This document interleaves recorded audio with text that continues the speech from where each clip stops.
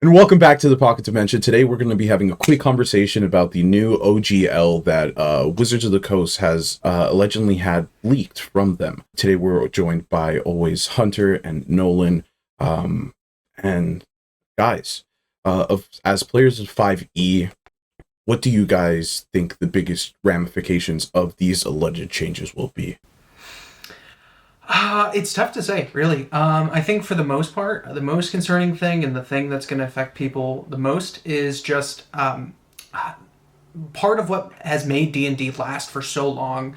This incredible lifespan that it's had, really just how rich and how it's taken over the entire TTRPG market. A lot of that is really owed Mm-hmm. to the way that the secondary market, the third-party creators, have perpetuated it, continue to make new content for it over and over.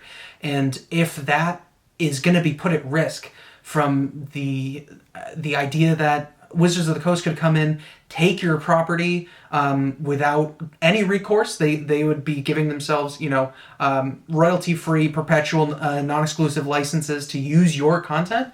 I think that's really scary, and that could potentially really harm what is such a burgeoning homebrew secondary market that's really kept the game alive. Yeah, Mm-hmm. my entire campaign is run off of homebrew and off of the homebrew mechanic of, D&D Beyond.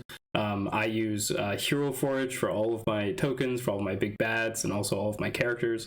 So there's a lot of third-party, outside of Wizards of the Coast, things that I implement into my campaign. And when we're online, especially during COVID, when we were doing our D&D campaigns, not in person, there's a lot of resources that are available online to make it a better experience for you when you're at the table, at the virtual table.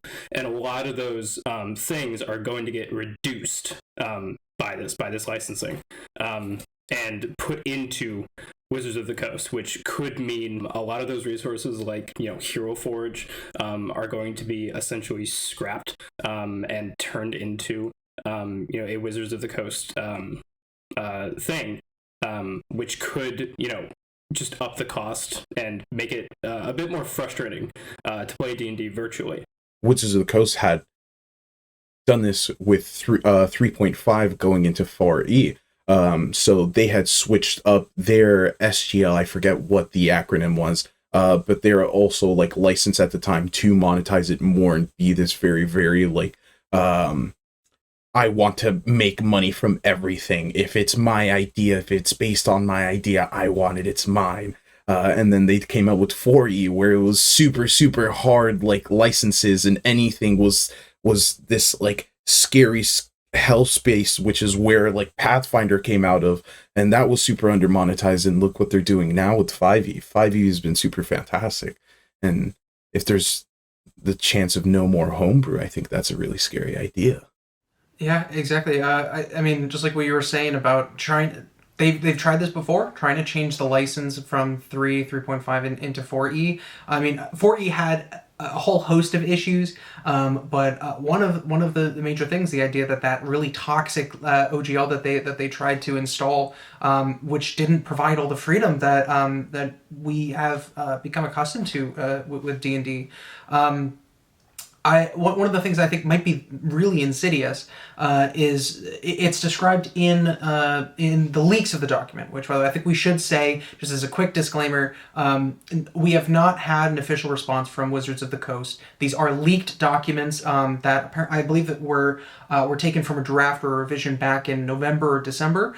So these are not only subject to change; they may have changed already. There's language in the leaked documents that says that they only intended to have static content covered under the OGL. Papers, tabletop games, PDFs, that kind of thing was really all that they had imagined. And they're saying that the virtual tabletops was one of the things that they specifically name dropped in video games, music, that those things were never intended to be covered. And I think that really it could be an attempt at just eliminating their competition.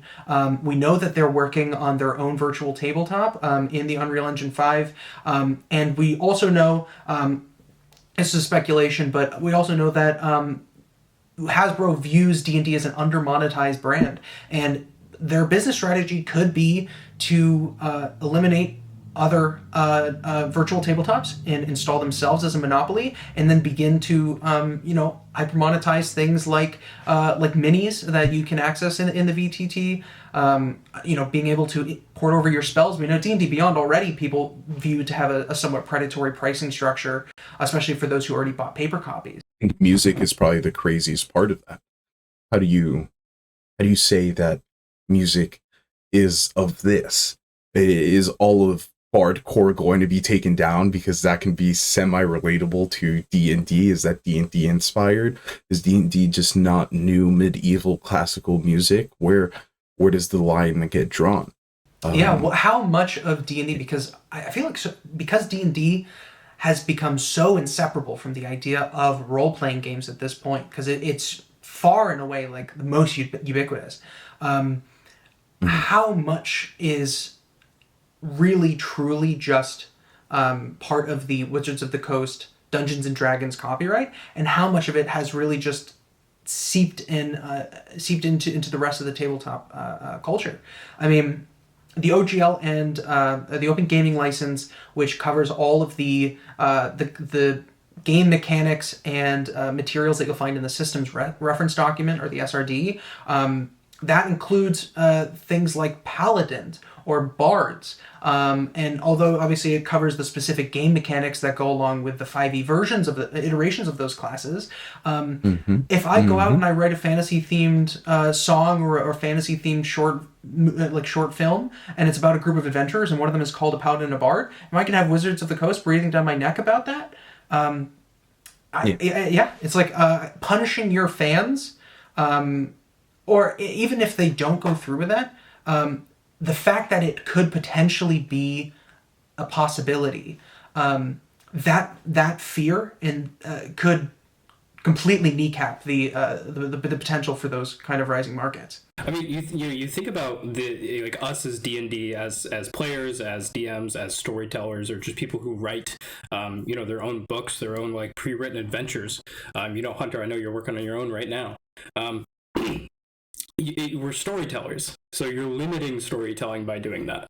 If I am going, like you said, if I am going to go out and as a writer, go write a story, or go write a pre-written book for myself, and I want to publish it. If I don't go through Wizards of the Coast, and it has those copyright, those licensing things that they're essentially gatekeeping, they're gonna strike me. This is essentially what that says, is that if my main character is going to be something that they already have a license to. Yeah, I think for those who have just let it slip by, I think one of the biggest things I want to emphasize more than anything is just this invalidates the previous open game license. So anything made previous that has already broken that $50,000 threshold of monetizing their their intellectual property is now subject to any of the possible changes coming out with these alleged new changes to their new open game license. One of the biggest conversations is about Pathfinder. Pathfinder First Edition is definitely going to be under scrutiny. Pathfinder 2, Second Edition is going to be a little bit harder. Mm-hmm. This is now a second rendition based off of something that they have already created. Yes, the original thing is based off of the rule set of 3.5 or third edition, whatever the case may be. But yeah, that I think is like really, really scary. And Pathfinder definitely going to be a big issue, and that also goes in the legal side of it. I think that they're already working on a potential legal defense about whether or not they even can invalidate the previous game license, which was explicitly written as perpetual, and the only termination conditions that are in the license really are just like acts of like quite egregious breaches of copyright or the license itself, which this would not qualify as. Yes, Sad Fisher had put that out today. And although there is a lot of bad that has to be done with this license potentially, I do think that there are some aspects of it that are not only reasonable, but I think could actually be beneficial for the health of the game long term. Part of that is the royalties. I know that we had mentioned that earlier. As far as I know, I believe that the royalties would affect publications going forwards, just anything printed under the new license. I'm not sure if it's retroactive. But the people who have to pay royalties are the people who are earning over $750,000 annually, which is already like that's in the upper echelon. And frankly, to be earning that kind of money off of somebody else's intellectual property, I feel like it's like there's a certain point where you have to have some perspective and be like, okay, I think perhaps giving some of the slice back. Although the part of that I do wish to that they would edit is that those royalties and those figures, the 750K, that's based off of gross revenue. That's not profit. So you could be operating at a loss, especially if you're employing people or just barely scraping by. But now you have to fork over a quarter of everything that you've made.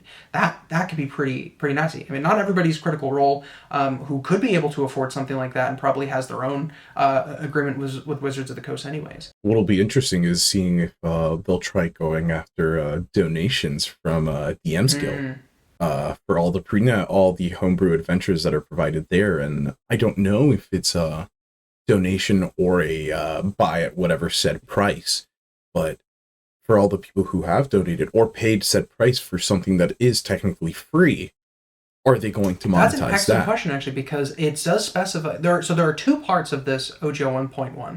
There is the commercial OGL 1.1, which is really geared towards people that are intending on selling their content for a price.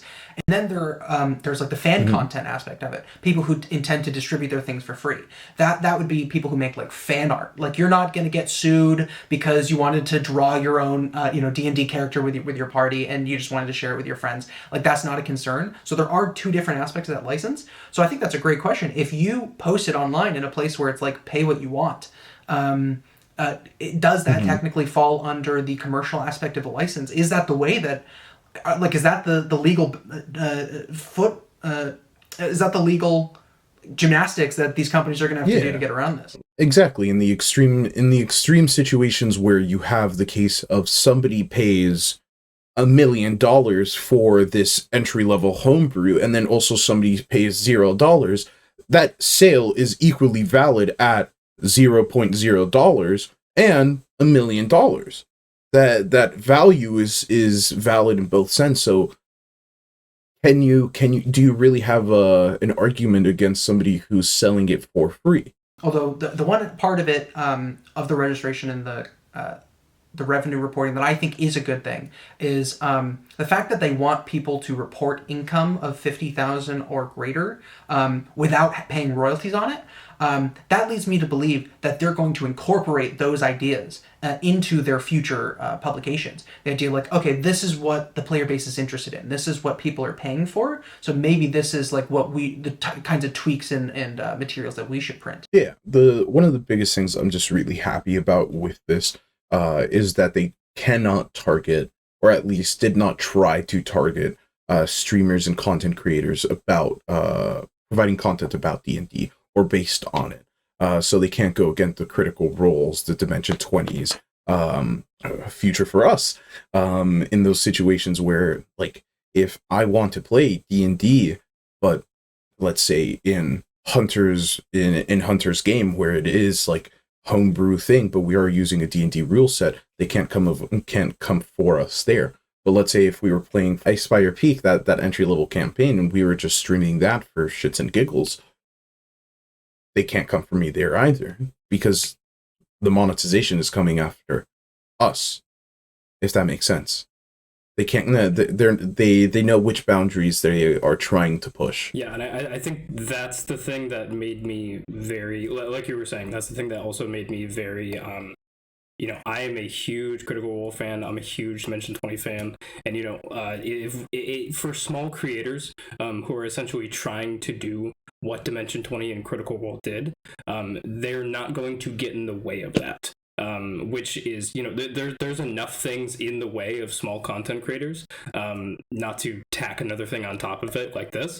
So I think that was very good, because it is a very difficult market to do in and of itself.